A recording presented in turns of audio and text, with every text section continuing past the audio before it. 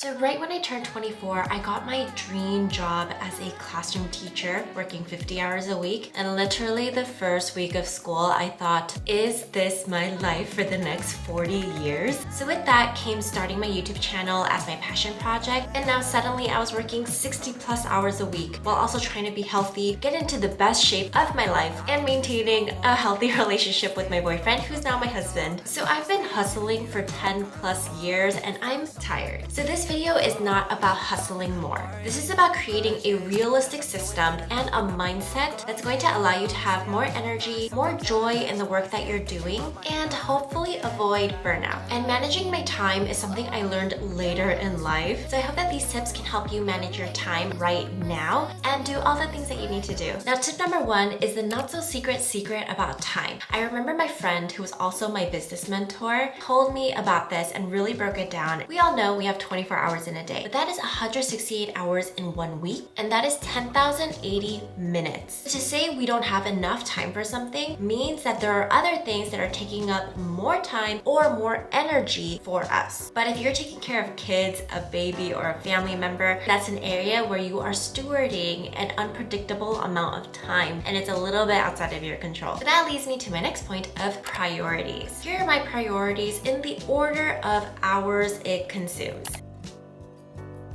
Sleep is a huge one for me. I need 8 hours of sleep, sometimes 9 hours, but let's just be a little more conservative. 8 hours of sleep, so that's 56 hours a week. I also work full time, so it's about 10 hours a day. That's including my educational facilitator role as a YouTuber, and I also tutor. And then I try to exercise 3 to 4 times a week, but let's be conservative and say 3 hours, so including the commute to my gym, which is literally 5 minutes away. So that's 3 hours a week. And then I am also part of a church, and then we have small groups, Bible studies, and then church service. So that is about 6 hours a week of church. So this totals up to 56 plus 50 plus 3 plus 6. 125 hours are taken from my 168 hours a week.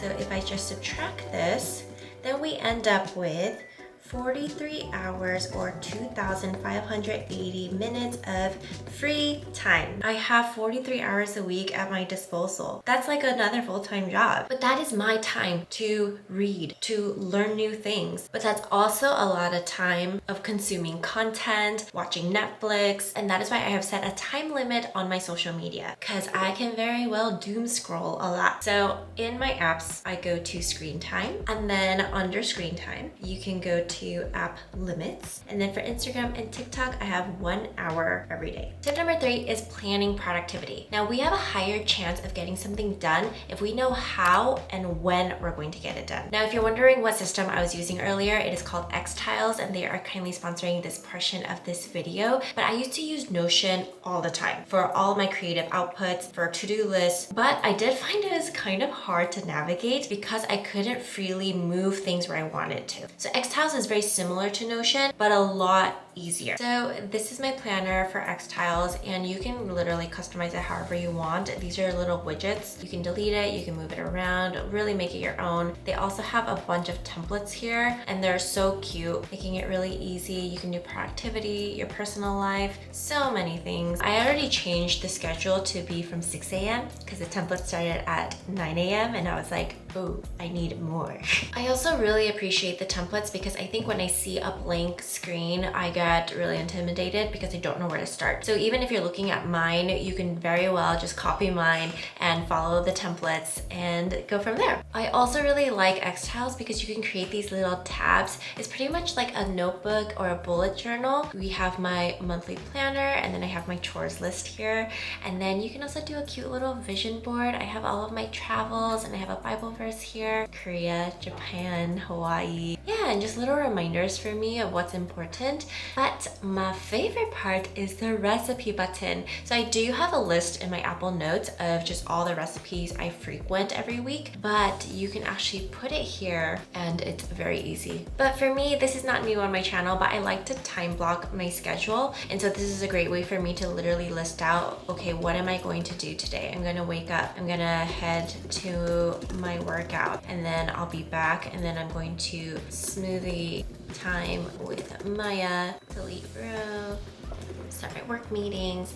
Obviously it takes time to set these things up, but once you do, it's really helpful to just have it all in one place. And I really like that I can move the widgets around. So make sure to click my link below to check out Xtiles. I do time block my days. You need to be flexible when it comes to time blocking. Think of it as more of a brief outline of where you are headed for the day, what you're going to do, and how you're going to do it. It's okay if you deviate here and there. If there are important tasks on your time blocking schedule that you did not get to, then you need to move it over to the next day. So tip number 4 is to create systems so that you know when things are going to happen. For example, on my monthly planner, the first week of the month, I am going to wash all my bedding. And then I'm also going to vacuum and mop. I vacuum and mop every single week and then clean the bathrooms every other week. It really helps to have these things already set in your life so you're not constantly thinking, oh, okay, I need to wash the bed sheets at some point today. That's also called your mental load. So a mental load is basically the behind the scenes cognitive and emotional work needed to manage a household or to manage your life. That is a huge mental load. For example, I always tell my husband, instead of saying, do you need help? Just come help. That helps me feel like he feels just as responsible for certain things versus it's like my task and I'm delegating. So that's something that helps with our mental load, is to create systems in our lives where you know it's going to happen. I also clean as I go. I don't let things pile up, so it may take me 5 extra minutes to put the dishes away today, but that's better than me spending 20 minutes putting a whole week's worth of dishes away. But when it comes to doing things we don't really feel like doing, it also helps to listen to music where you're pairing an undesired stimulus with a desired stimulus and hopefully just kind of neutralizing the situation. So if I am folding laundry and I know we have a lot, I'll listen to music or I'll watch a video while I'm doing it. So it's pairing something I want to do with something I have to do. I don't drink coffee and I don't drink caffeine because I have a routine. I have way more energy when I sleep at the same time and wake up at the same time every day, Monday through Friday. On the weekends, I do try to allow myself to kind of take a chill pill, relax, and wake up when I need to. But Monday through Friday, I try to be stringent with my routines. But I do tend to wake up at the same time anyway because it's a habit. Now, I'm not saying you need to sleep at 9 p.m. and wake up at 5 a.m., but what I am saying is that you need to be consistent with whatever schedule works for you. And yes, for me, that means sometimes I need to tell my friends, hey, I'm gonna go to this hangout, but I do have to leave early, or I am gonna head out around 9:30 or 10 because I have an early day tomorrow. Normalize it, it's okay. You don't have to stay until the very end. Now, I'm not saying to do that all the time,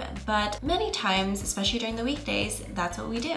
Tip number 6, be realistic of when you are most productive. I am most productive from 7:30 to 12, and then after lunch, I get a small boost of energy where I can continue working from 1 to 2. Then my brain's kind of done, and I'll just do the things that I have to do, like if I have a work meeting, but I'm not going to get my best creative work at 3 o'clock in the afternoon. It just doesn't happen for me. But everybody is different, and I know some of you may be the most productive at 1 in the morning. I don't know how you do it, but you need to be realistic of what time are you most productive and kind of orient your life to that. Now, is that changeable? I think if I woke up later, I probably could be productive later in the evening or afternoon, but because I wake up so early, my brain has already been going for a while. Tip number 7, be realistic of what you want to do. I know some people who work out 6 times a week, and that is amazing. I wish I could do that, and I could do that. I could make it work and work out 6 times a week, but I know I'm going to be tired, and if I'm tired, other areas of my life is going to lack. So I need to be realistic with myself, and 3 times a week of an intense hardcore workout is all I can handle, and in that hour, I'm going to give it my all because I know it's only here 3 times a week. And so what works for me is to schedule my workouts in advance. So every week, the days may change a little bit depending on what's going on with my work schedule, but I always have at minimum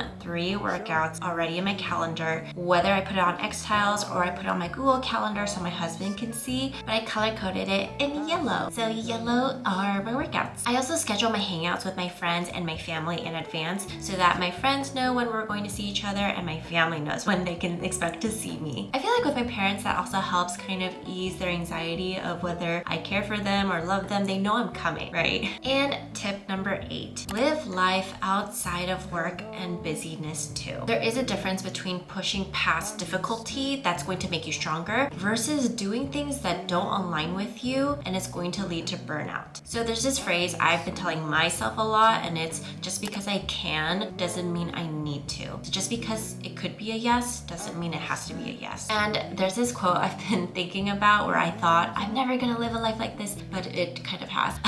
Instead of wondering when your next vacation is, maybe you should set up a life you don't need to escape from. And now I love my vacations. I love getting outside of just kind of whatever current state I live in and being somewhere else so I can really unplug. So I'm working towards that. I'm working towards having my life just be a little slower, be a little calmer, where I don't feel like I need to get away from it and I can just live in it and enjoy the place that we live and the state that we live in. And in my 30s, I'm realizing it's okay to do nothing sometimes. It's okay to just relax. And if all you did today was watch a Korean drama or a TV show and sat on the couch, it's okay. The productive bunny in me just has a very hard time doing nothing. So that's something I'm working on, and it's okay. I hope that these tips help you be more productive and to be mindful of just how we impact our schedule. If you like what you see, please like and subscribe. That would really help me, and I will see you later. Bye!